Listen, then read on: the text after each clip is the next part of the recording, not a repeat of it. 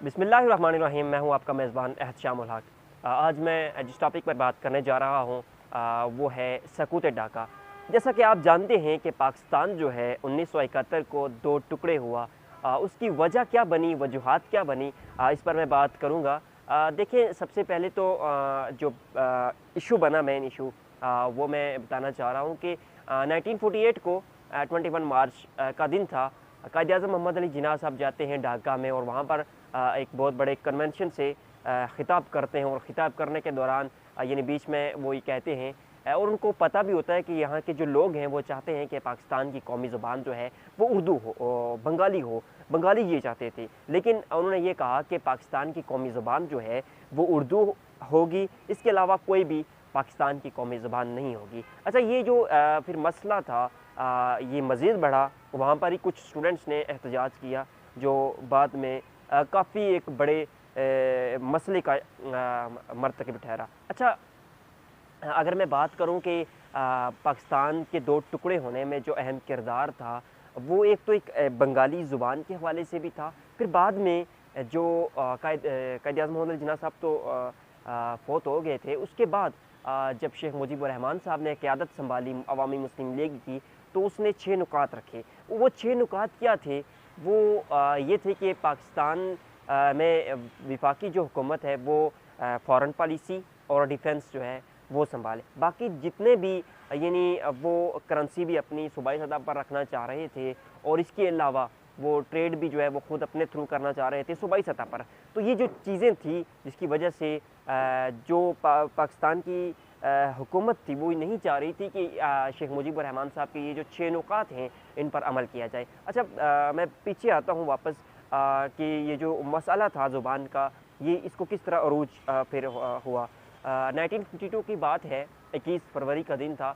Students एहतजाज कर रहे थे, तो अचानक ही पुलिस एहलकारों ने उन पर फायरिंग की और इस सिलसिले में फिर जो एहतजाज तो वो मज़ीद बढ़ा और वहाँ पर 8 स्टूडेंट्स जान से हाथ धो बैठे। और इस वाक़े की खबर जब पूरे उसमें बंगाल में फैली, यानी अभी जो बंगाल है और उस वक्त मशरक़ी पाकिस्तान था, तो वहाँ के लोग जो हैं बड़ा सीख पा हुए और वो बाहर निकले।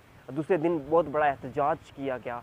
अच्छा, इस एहतजाज को देखते हुए 1954 को बंगाली ज़ुबान को जो है वो सूबाई सतह तक दर्जा मिल गया कि आप सूबाई सतह पर बंगाली ज़ुबान जो है वो बोल सकते हैं। लेकिन बाद में फिर वही हुआ कि इसको फिर ख़त्म करके उर्दू ही रखा गया।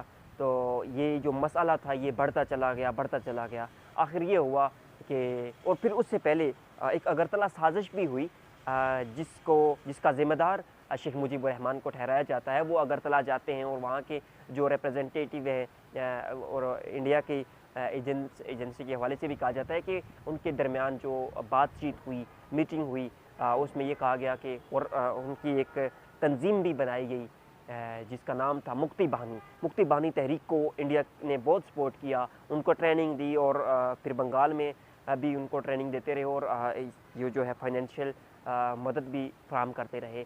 तो वो जो लोग थे तंजीम के, मुक्ति बाहिनी के, उन्होंने अपना किरदार अदा किया और यूँ पाकिस्तान से वो तो दो टुकड़े हुआ। और उससे पहले पाकिस्तान की आर्मी जो है उन्होंने काफ़ी वर्क किया कि हम पाकिस्तान को दो टुकड़े होने से बचा लें। जो वहाँ वो तासर दिया जाता है जो हमें किताबों से मिलता है। फिर ढाका डूबते देखा एक किताब है जो ब्रिगेडियर सदीक सालिक साहब ने लिखी है। वो भी कहते हैं कि जो एक नियाज़ी साहब थे, यानी अमीर अब्दुल्ला खान नियाज़ी, वो आखिर दम तक, यानी 13 दिसंबर की बात है, 12 दिसंबर की बात है, उस वक्त वो बड़े अज़म थे कि हम कभी भी वापस नहीं जाएंगे। मेरी लाश से गुजर कर कोई भी इंडिया का जो फौजी है वो मेरी लाश से गुजर कर जाएगा तब मैं सरेंडर नहीं करूँगा। लेकिन अचानक क्या हुआ कि 16 दिसंबर को उन्होंने सरेंडर भी कर दिया।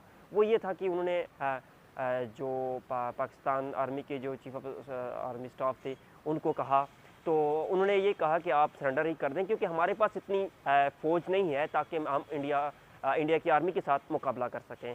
तो ये वो महरक़ात थे जिनकी बिना पर पाकिस्तान दो टुकड़े हुआ और आज हम उसको बांग्लादेश के नाम से जानते हैं। 16 दिसंबर को अमीर अब्दुल्ला खान नियाज़ी साहब ने सरेंडर ऑफ डॉक्यूमेंट्स पे साइन किया।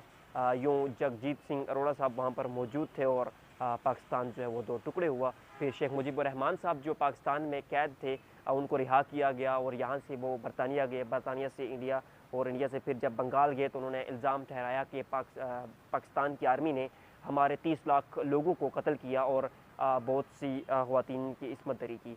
लेकिन ये जो फिगर्स उन्होंने बताए ये बाद में जब कमेटियाँ बनी और महमूद-उर-रहमान कमीशन रिपोर्ट बना तो इस तादाद जो उन्होंने बताई वो बहुत ज़्यादा थी, बल्कि कम ही तादाद थी जो हालाँकि मुक्ति बानी के जो लोग थे उन्होंने जब पाकिस्तान की आर्मी विथड्रॉ हुई तो उस वक्त भी उन्होंने बहुत से लोगों को वहाँ पर मारा। तो ये वो चीज़ें थी जिनकी बिना पर पाकिस्तान के 2 टुकड़े हुए, जो मेरी इन्फॉर्मेशन के मुताबिक थी। उम्मीद करता हूँ कि वीडियो आपको पसंद आई होगी।